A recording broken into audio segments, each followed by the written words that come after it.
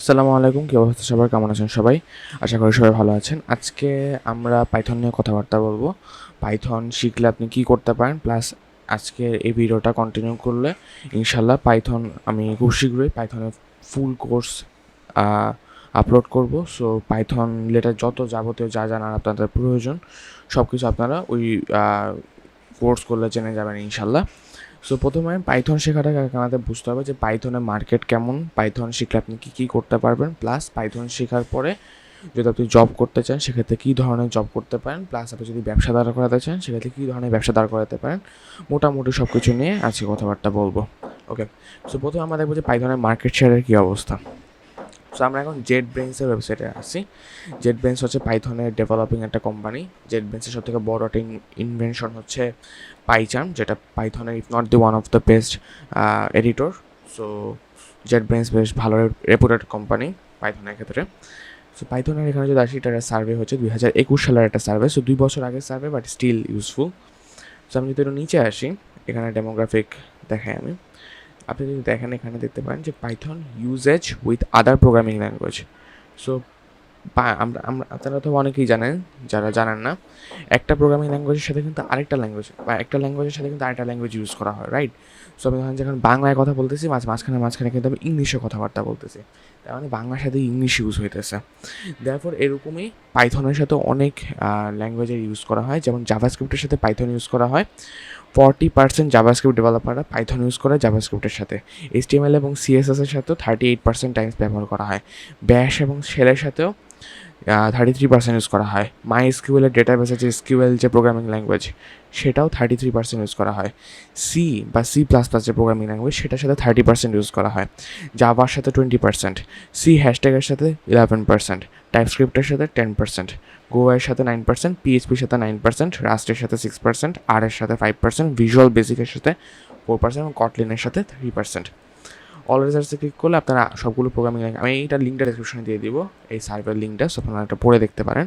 এখানে আরও অনেক প্রোগ্রামিং ল্যাঙ্গুয়েজ, সেগুলোর সাথে কত কী অবস্থা সে দেখতে পাচ্ছেন। তার মানে বুঝাই যাচ্ছে যে পাইথনের সাথে অন্যান্য অনেক প্রোগ্রামিং ল্যাঙ্গুয়েজ ব্যবহার করা হয়, যার ফলে পাইথন অনেক ভালো কাজ করতে পারে, ডেফিনেটলি ভালোভাবে কাজ করতেই পারবে।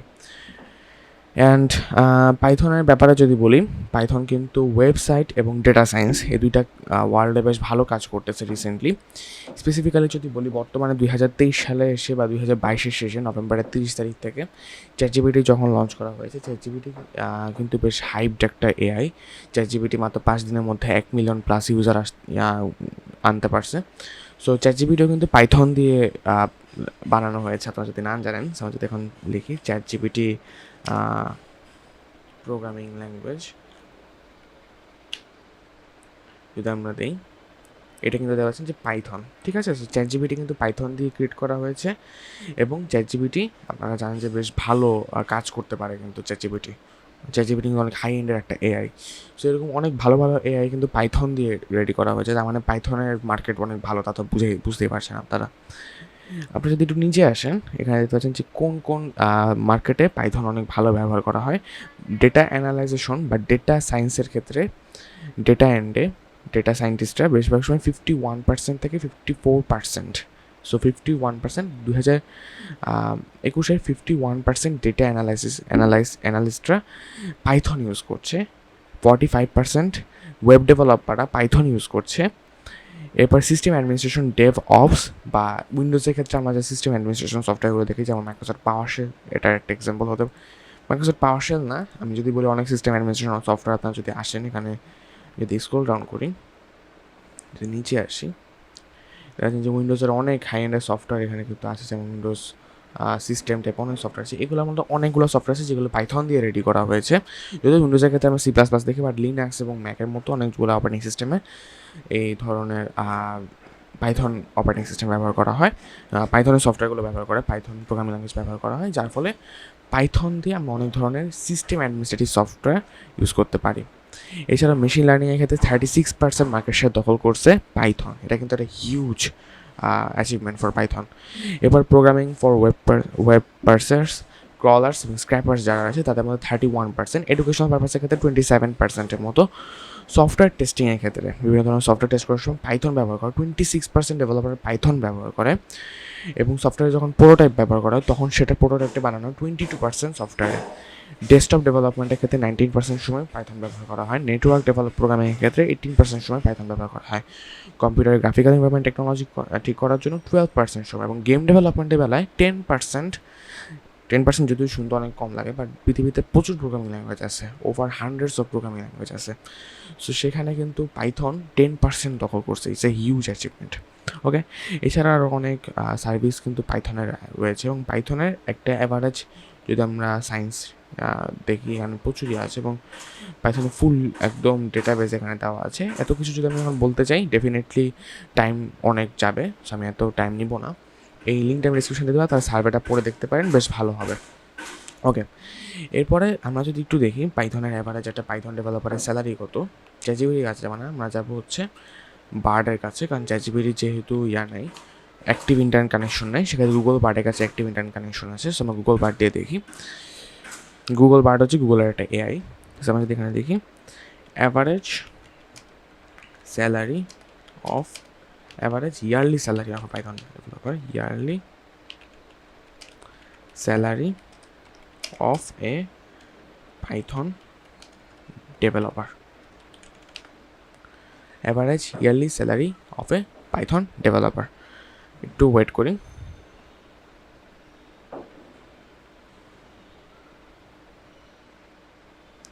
ওকে, অ্যাভারেজ পাইথন ডেভেলপারের ইউএসএতে অ্যাভারেজ স্যালারি হয় $121,547 হিউজ। এবং যাদের 5 বছরেরও বেশি এক্সপিরিয়েন্স থাকে তাদের $1,60,000 চেয়েও বেশি প্রতি বছর ইনকাম হয়। এবং এন্ট্রি লেভেল যারা পাইথন ডেভেলপার হয় তাদের ক্ষেত্রে অ্যাভারেজে $80,000। রিমেম্বার, এটা কিন্তু অ্যাভারেজ, মিনিমাম না, সরি মিনিমাম তো আরও আছে, বাট ডেফিনেটলি আপনি কিন্তু একটা ভালো ইনকাম করতে পারবেন যদি আপনি পাইথন ডেভেলপার হন। আর ব্যবসা দাঁড় করাতে চান আপনি এআই রিলেটেড ব্যবসা দাঁড় করতে পারেন, ডেটা সায়েন্স রিলেটেড ব্যবসা দাঁড় করতে পারেন। যেহেতু এআই এবং ডেটা সায়েন্সের মার্কেট এখন অনেক ভালো, যে কারণে ওগুলো ইউজ করলে বেশ ভালো সাকসেসফুল একটা বিজনেস আপনি দাঁড় করতে পারবেন খুব ইজিলি। সো আপনি বলাই যেতে পারে যে আপনি যদি পাইথন শেখেন আপনার ফিউচার মোটামুটি ঠিকঠাক থাকবে। যদিও ফিউচার প্রেডিক্ট করা ঠিক না এবং ভালোও না at the same time, but still we can say that পাইথনের future is really really good. Still predict করা ঠিক না, বাট আমরা তো বলে একটু বুঝতে পারি হালকা পাতলা। সো এখন পাইথন শিখতে গেলে অনেকগুলো রিসোর্স আপনি পেতে পারেন, তার মধ্যে একটা বেস্ট রিসোর্স হচ্ছে W3 স্কুলের পাইথন টিউটোরিয়াল। তবে আপনি যদি পড়ে যদি পাইথন না শিখতে চান, যদিও পড়ে শেখা ভালো, আমি পার্সোনালি, বাট প্লাস আমাদের যে বিশাল বড় ডেভেলপিং যে কমিউনিটি, প্রোগ্রামিং যে কমিউনিটি রয়েছে, বেশিরভাগ প্রোগ্রামিং কমিউনিটি মানুষজনই কিন্তু পড়েই শিখেছে। বাট আপনি যদি পড়ে শিখতে না চান, খুব শীঘ্রই ইনশাল্লাহ আমি ফুল একটা কোর্স লঞ্চ করবো। So till then take care, খুব শীঘ্রই লঞ্চ হবে। সো অবশ্যই চ্যানেলটা সাবস্ক্রাইব করবেন। Thank you very much for watching the video. Hopefully you like the video. আসসালামু আলাইকুম।